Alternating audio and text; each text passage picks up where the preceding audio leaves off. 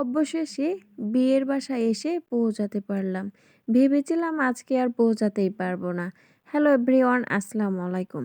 আমি আবার চলে এসেছি নতুন একটা ভিডিও নিয়ে।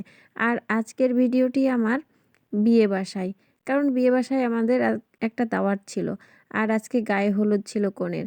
তো আমরা চলে এসেছি, সাজগোজ করতে অনেক লেট হয়ে গেছে। এসে দেখছি সব খাবার দাবার প্রায় শেষের পথে। তো আমরা আর কি করব? একটু তো দেরি করেই ফেলেছি। যেটুকু আছে সেটুকুই খেয়ে না হয় আমরা আনন্দ ফুর্তি করব। তো আমি একটু উপরে উঠেছি, দেখছিলাম যে মেয়ে বসে আছে, তো আমি তার পাশে একটু বসবো। কিন্তু তার পাশে বসার জায়গাটা ছিল না, তার জন্য আবার নেমে যাচ্ছি। তো ভাবলাম যে এই ফাঁকে একটু খাওয়া দাওয়াটা সেরে নিই।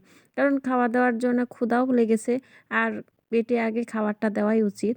তারপরে ভাবছি যে একটু আনন্দ ফুর্তি করব, নাচাগানা দেখব, তারপরে বাসায় যাব। এদিকে খাবার রেখে আরেকজন ফোন নিয়েই ব্যস্ত। আর আমার ছোট আমাদেরকে খাবার দিবে, তো গ্লাসে পানি দিবে, গ্লাস খুলতে পারছে না।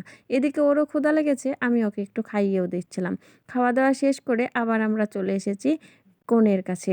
কনের কাছে এসে বসতেই ওকে একটু খাইয়ে দিব, ও আমাকে একটু খাইয়ে দিচ্ছিল। তো এখানে অনেক আনন্দ ফুর্তি এবং মজা করলাম। মজা করার পরে ভাবছি যে এখন তো ফাঁকাই আছে, আমরা একটু সময়টা বেশি নিয়ে নিই। এই বেশি সময়টা নিতে যেয়ে এই যে আমাদের চলছে ফটোশ্যুট। তো আমার ভিডিওটি কেমন লাগলো অবশ্যই আপনারা কমেন্টের মাধ্যমে জানাবেন। আর যদি ভালো লেগে থাকে তাহলে শেয়ার করবেন, ফলো দিয়ে পাশে থাকবেন। আল্লাহ হাফেজ।